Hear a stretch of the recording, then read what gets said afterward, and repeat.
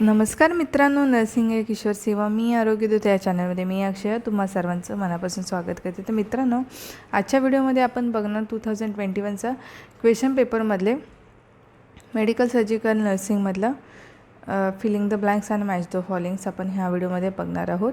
तर तुम्ही जर माझ्या चॅनलवर आता नवीन आले असाल तर चॅनलला सबस्क्राईब करा, व्हिडिओला लाईक करा आणि शेअर करायला विसरू नका। चला तर मग आता व्हिडिओला सुरुवात करूया। तर पहिला प्रश्न आहे 5 मार्काला असतो। मोठ्या झालेल्या थायरॉइड ग्रंथीला डायजेस्ट म्हणतात। तर ऑप्शन आहेत हायपरथायरॉइडिझम, मिक्सिडिमा, गॉइटर, थायरॉइड स्टॉर्म। तर उत्तर आहे गॉइटर म्हणतात त्याला। त्याच्यानंतर प्रश्न नंबर आहे 2, ऑस्टिओमलेशिया हा डायच्या जीवनसत्वाच्या कमतरतेमुळे होतो। तर पहिला आहे अ, दुसरा आहे ड, तिसरा आहे ब आणि चौथा आहे ई। तर बरोबर उत्तर आहे जीवनसत्व ड। हे जे उत्तर आहे ते बरोबर उत्तर आहे त्याचं। जीवनसत्व डच्या डमुळे ऑस्टिओमलेशिया हा आजार होतो। त्याच्यानंतर आहे तिसरा बघूया आपण। तिसरा आहे ही डॅशची वैशिष्ट्यपूर्ण स्थिती CPOD रुग्णामध्ये आढळून येते। तर पहिलं आहे सुपाईन आहे अ, ब फॉलस, क आहे ट्रायपॉड आणि ड आहे प्रोन। तर कुठली स्थिती? तर उत्तर बरोबर आहे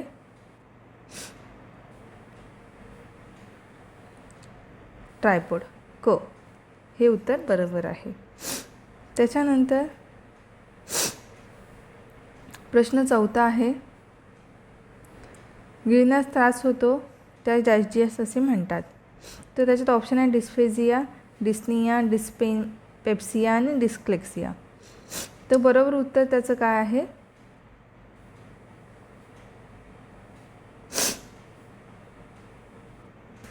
फेजिया हे उत्तर बरोबर आहे। त्याच्यानंतर आहे रक्तातील कॅल्शियमचे स्वाभाविक प्रमाण। 5वा प्रश्न आहे डॅश एवढे आहेत। तर ते प्रश्न उत्तर आहेत 5.5 ते 7.5, ब आहे 7.5 ते 10.5, क आहे 8.5 ते 10.5, ड आहे 12.5 ते 15.5। सॉरी हां, मराठी इंग्लिश मिक्स होतं आहे। तर ॲक्च्युली तब्येत खूप ठीक नाही आहे, थोडी क्लायमेट चेंज झालं आहे त्याच्यामुळे।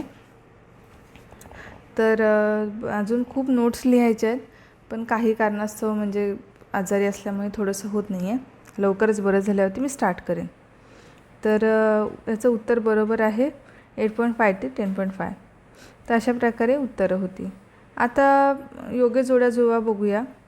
हा पण 5 मार्काला विचारला जाणारा प्रश्न। तर आता ऑप्शन ह्याच्यामध्ये आहेत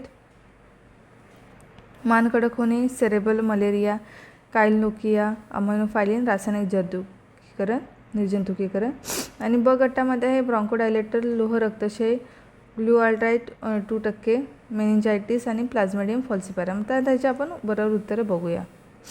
मान कडक होणे म्हणजे काय असेल उत्तर? मान कडक होणे म्हणजे मेनिंजायटिस, ड हे उत्तर बरोबर आहे। त्याच्यानंतर आहे दुसरा आहे सेरेब्रल मलेरिया म्हणजे प्लाझ्मोडियम फॉल्सिपारम। कायलोनोकिया म्हणजे काय आहे? तर लोह रक्तक्षय, ब। अमायनोफायलिन हे इंजेक्शन ब्रॉन्कोडायलेटर आहे। त्याच्यानंतर रासायनिक निर्जंतुकीकरण म्हणजे ग्लुटारेट 2%। तर अशा प्रकारे ह्याची उत्तरं आहेत। मान कडक होणे म्हणजे मेनिंजायटिस, सेरेब्रल मलेरिया म्हणजे प्लाझ्मोडियम फॉल्सिपारममुळे होतो। त्याच्यानंतर कायलोनोकिया म्हणजे लोह रक्तक्षय, अमायनोफायलिन हे ब्रॉन्कोडायलेटर इंजेक्शन आहे, अमायनोफायलिन हे इंजेक्शन आहे हां। रासायनिक निर्जंतुकीकरणासाठी ग्लुटारेट 2% वापरतात तर निर्जंतुकीकरणासाठी। तर अशा प्रकारे हे होते। बाकीचे मी लवकरात लवकर प्रयत्न करते।